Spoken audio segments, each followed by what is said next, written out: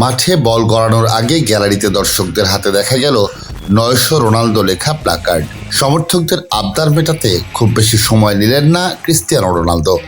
নিখুঁত এক ভলিতে প্রথম ফুটবলার হিসেবে ক্যারিয়ারের 900 গোলের মাইলফলক স্পর্শ করলেন পর্তুগিজ মহাতারকা।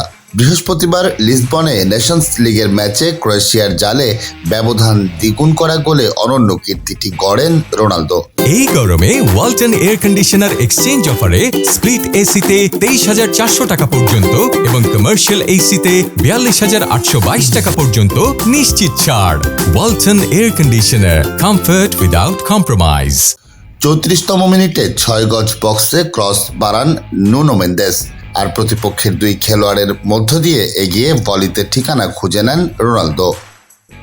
জুন জুলাইয়ের ইউরোপিয়ান চ্যাম্পিয়নশিপের আগের ম্যাচেও জোড়া গোল করেছিলেন রোনালদো। জালের দেখা পেলেন ইউরো শেষের ঠিক পরের ম্যাচেই।